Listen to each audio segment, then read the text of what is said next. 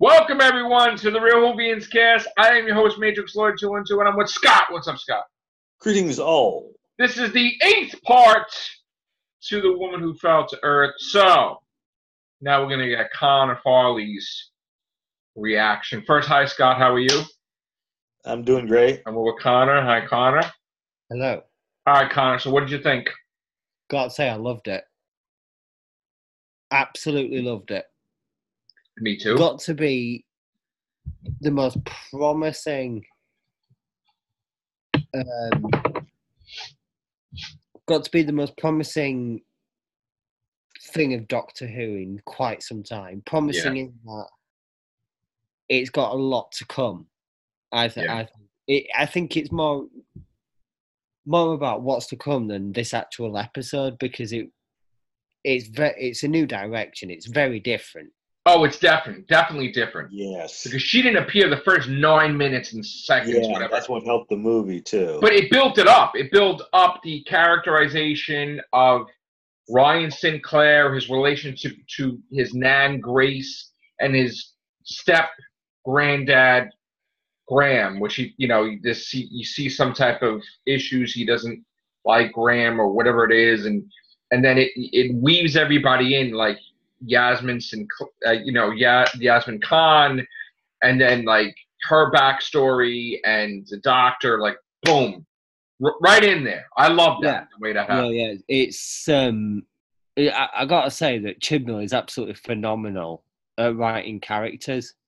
Yes, because every character had a backstory. Night and day to Moffat. Yes. Yeah, It's very obvious, and I pointed this out on other podcasts, is that it's very obvious that Moffat focused on like plot, like how is that, like the big flash bangs of like the explosions, the action. Chibnall is very much character driven, and right. it is night and day. It really is. Like I much prefer Chibnall's approach, to be fair. You know what I like about his approach, too? That the episode continues even without the doctor. Like, they went to another thing without showing the doctor, showing anything. And the guy that took that Hershey Kiss type of weird alien thing, right, that hatched into, But, like, it started with a backstory to him. Immediately seeing, like, he had a sister, something happened to her. He's dealt with this before. He saw this is how she disappeared. He tracked this thing for 7 years, right? So, like, he created that backstory for that. And it didn't even have the doctor. It had, like, a couple minutes without the doctor also, and without the companions, everything. And then it was without the doctor when it was with Graham talking to the bus drivers, when it was with Yasmin Khan with the police station. And then Grace and Ryan saw the regeneration energy.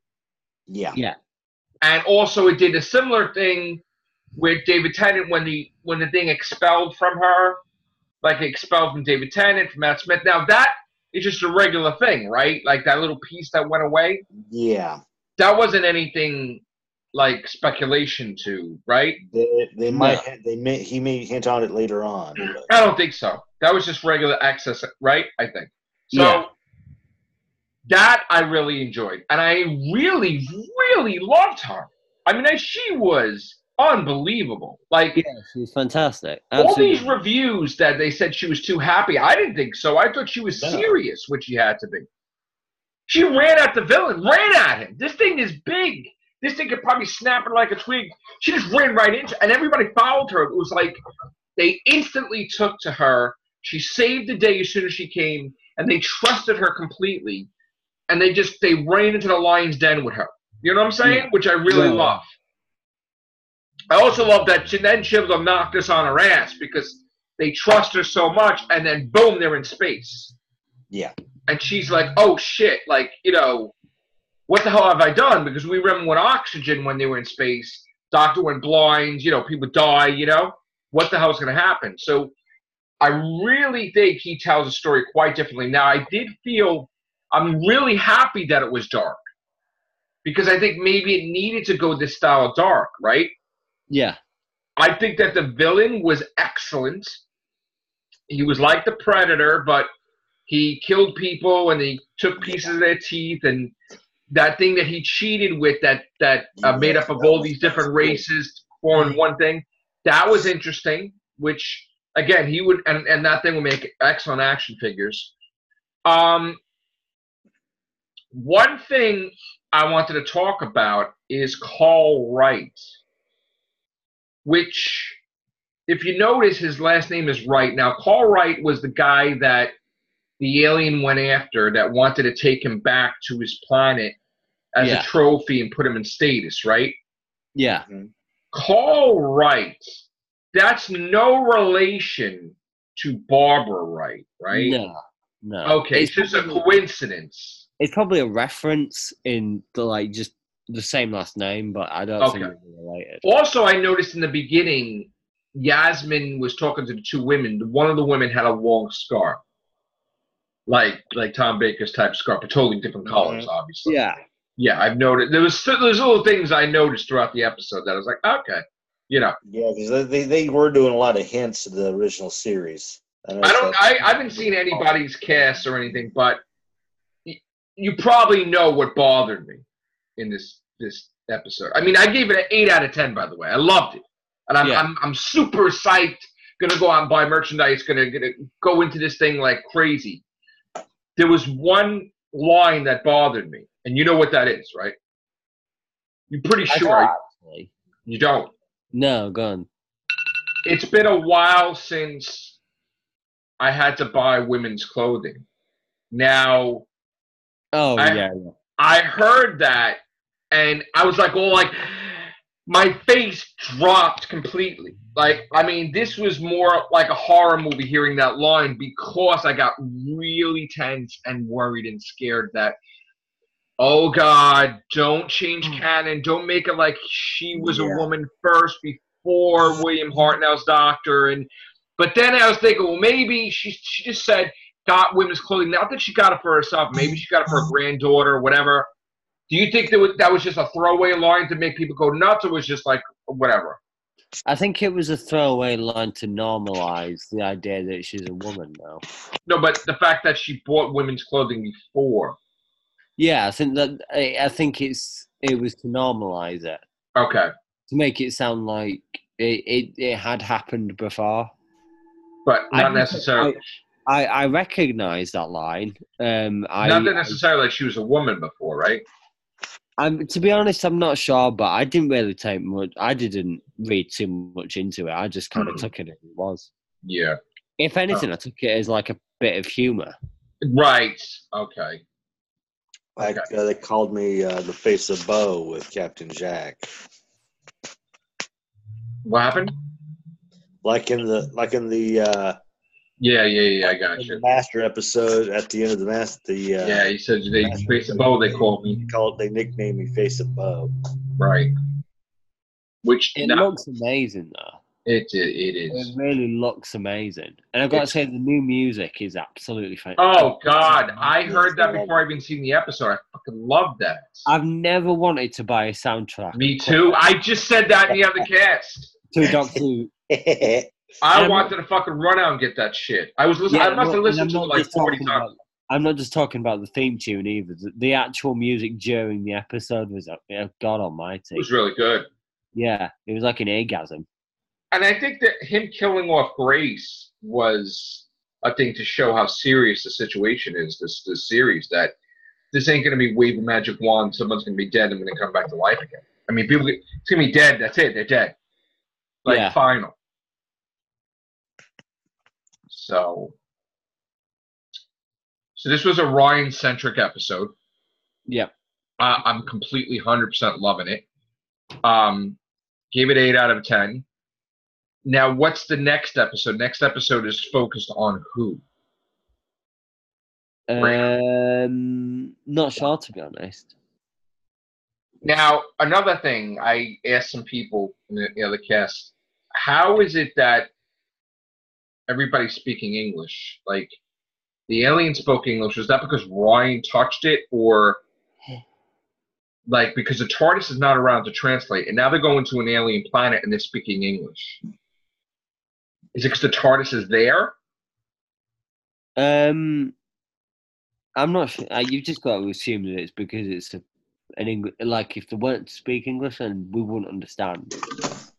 No, I know, but I'm saying usually they would just have it that the TARDIS translate. That's why we would hear them say English. Yeah, I think that would be overcomplicating it. I think they just speak English because they do. Okay. You know, it's just a thing. We obviously, as an audience, have to understand what they're saying. Now, we're not there was no vortex manipulator. There was none of that stuff. She had nothing in her pocket. She had nothing. No. That was all bullshit. It was very much arc in space. Right, exactly. That's what I said. Because they were without the TARDIS, and they were transporting with the transmat, and then they used the ring to, yeah, I know what you're saying. The TARDIS doesn't appear in episode 2? Yeah, I think it does. It does. Okay. Yeah. This villain that she sent packing, he could come back probably. Possibly, yeah. Now he's disgraced, actually. He's probably less of a position than he was now. So he's probably going to have a revenge kick, I'm sure. Yeah. We also saw pictures of these actors that are going to be appearing in upcoming episodes, which I think they look great. Do you? Yeah. I'm really interested. What was that thing about? It looked like a court setting almost. Did they put like the doctor on trial or something, or like that guy, was it North, whatever his name was, the actor? Oh, Chris North. North, yeah. Yeah, that looked like something like they grabbed somebody into questioning or something, right? Yeah, it was weird that. I don't know what that's about. Obviously, because I know absolutely nothing about the episodes for the first time ever. Yeah, I'm really looking forward to seeing what's. Alan Cumming looked absolutely amazing. He did. I know. Do you think that this whole Chibnall thing helped Doctor Who, like by just not saying shit? I think it's really helped it. You think so? Yeah. I think the ratings can, like what we originally predicted, I think it's going to be totally different. I think a lot of people see. I think that the overnights are going to be amazing. Really friggin' high. 12 more. Like what was the high? What was the highest it could possibly be? I don't know what the highest could possibly be, but I think that it'll be at least 8 million. 8 million. Yeah. Okay. So I know a couple of us, or three of us, were saying 8.5. I think it's going to be high now. I don't know. I mean, this was a great episode. Really got me looking forward to it. Again, I know we won't be able to tell anything until after 3 episodes because, again, we know how Chibnall wrote it, and it's great. And next episode is Chibnall also, too, so we're probably going to love it. But I just want to see how these other people write it. Yeah. That's going to be the main test. Because I don't want it to be a situation where we're always hoping for Chibnall to write it and not these guys. Well, we'll see. Again, I'm not trying to put a damper on it because I got to tell you, I haven't been this like glowing in a long time with Doctor Who. And I was talking to Scott, I was talking to Sally, Ben, Daniel. Like, I'm ready to like freaking run out and buy all kinds of shit merchandise. Like, just like boom, I'm totally loving this. I'm totally popping out casts. I feel like regenerated myself because I'm like really loving it. You know, like it's really, I'm so psyched to see what he does with the writing. Like, yeah. Like it's not just like, you know, the way he tells a story. It's just, I can't forget. Now I was joking around. Like, I'm like, oh, looks like Delta and the Batman on crack, but like maybe actually really good though. Like, I mean, like the girl on the next episode looks like Delta and the Batman, but I'm pretty sure it's going to be good. I mean, I'm not sure what it's going to be about, but do we know what it's going to be about, really? No, not really. Not really. Ha! That's crazy. Now, you've talked to a lot of people today. What is their overall consensus? A lot of people really like it, to be fair. Has anybody not liked it? Not that I know of, no. Yeah. We had a cast with Daniel. Daniel was looking to hook up more than anything. I was like, whoa, Daniel, what the heck? Yeah. I can't wait to get everybody's opinions. Again, the Sunday thing, in a sense, really affects the viewing here because Connor, like, not everybody was working. So a lot of people in America, like, that are on our casts, it's taking longer for us to get the reaction. So we're going to be getting that throughout the week. I mean, Vaughn just saw it, and I wanted to get her initial reaction, and then we're going to get a whole bunch. We got Gloria's earlier, so that was good. And the time lapse is going to appear during the week, and we're going to get a whole bunch of people. So I'm really psyched. And we're going to have new people, too, that are going to be on these casts, talking about the Doctor, and some maybe even that seen it for the first time ever that never really seen Doctor Who. So I'm very psyched to see new members like coming aboard, and just all our old favorites too. Everybody just seeing what everybody feels like, what they took away from this episode, how it affects them going forward into the season, and what do they plan on doing? Like, do they plan on going out and buying the soundtrack, merchandise, all that stuff? I know the soundtrack won't be available till a long time, right? Or is that just a different way when Murray Gold's doing it? I don't know. Can we buy that? Can we buy that soundtrack? We can't, right? I mean, no, not yet. No. Do you think it'll be available after the season's over? Hopefully. Yeah. Okay.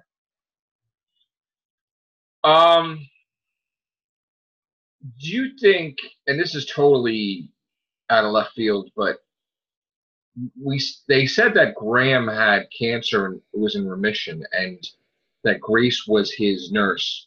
That will come back. That will come back into it. I think it is. You know what? I got that sense that he says while he's in remission, but like we don't know if it's completely gone. I wonder if that sad scene is no. I was about to say I wonder if that sad scene was that, but no, that looks like now kissing goodbye. Could there be a situation where he finds out that it came back full effect, and then he just sacrifices himself? We saw him push a button. I don't know what that was in one of the trailers. I hope not. But I gotta tell you, these characters are really fleshed out, Connor. Yeah, I love the new characters. He didn't just write this in 5 minutes either.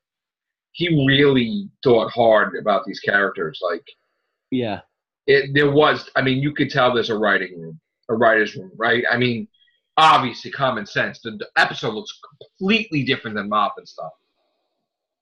This wasn't a situation where like Moffat wrote the thing and people are like, oh, okay, and I want him like Moffat to complete control, right? This looks like what's the word? Attention to detail. Yeah. Like when it started out with him riding the bike, right? Do you see how many colors there were in just like, I mean, the camera, right? The colors, like when he was riding the bike and when they were sitting on the cliff. Remember that? Like, yeah. It's just amazing. Like wow. And then it goes from that to like dark when they're fighting the creek. It just. Didn't you get the sense when the doctor saw the crane right off the bat? She remembered when she was the fourth Doctor and she fell off the thing. Did you get that feeling? I got that feeling. Yeah. And then she was a little hesitant, like, oh, and then she just like whatever. I actually believe that she's the Doctor. Do you get that? Yeah, I do actually. I do. I really believe that. She believes that she's. Like that's the whole thing. It's like that's what you want, though. I know you got to go, Connor. I do appreciate you appearing and everything. So no, it's fine. Anything? What did you rate it? 8 out of 10, definitely. Me too. I'm really damn. We're all 8 out of. You know what, Connor? That's mostly the consensus that everybody said is 8 out of 10, 8 out of 10, with the exception of Ben. Ben said 6.5 to 7 or something. But first watch, I mean, like I watched it a second time already. Yeah, 8 definitely 8. And you know what? That's great starting off point because 8 is a great score. That's like the perfect score. Not a perfect score, but like it's great because if you started out and you think it's a 5, that sucks. You know what I'm saying? Like that's oh shit. But when it's an 8, it's like it can get better, it can get worse. But like I'm excited. Yeah, definitely. Was there anything that anybody said that was negative? You heard. Not that you have to mention names, but like was there any points brought up that how they rationalized that decision? Well, a few things about how Yasmin didn't get an awful lot to do and that Jodie hasn't really found her range yet, which I can kind of agree with. It never really happens anyway. It's only the first episode. Yeah, and it wasn't really her episode anyway, Yasmin. I mean, you got to focus on each character, right? So. Yeah. I didn't like the friend bit. What's your name? Okay, you're my friend now. That annoyed me. Yeah. That annoyed me. But hopefully, things won't annoy me like that. Yeah. I like the part, like, even Daniel brought it up about Patrick Trout, and, like, when they asked him about his family, and just like Jodie Whittaker, like, she, you know what I'm saying? That was really a nice thing to say. Yeah. I like that. But I also like, too, that as much as she knows and she's on top of things and everything, she can mess up, too. And, like, the fear on her face, not that she's going to die, but that her companions are going to die because of a mistake she made, a miscalculation. That, I think, says it all. That spoke volumes at the end, which it was truly a cliffhanger. Like, it truly, cliffhangers need to be like, oh, like, what do? You can't transport back. Like, all the wires and everything there's nothing to do in space. There's nothing connected to. You are stuck.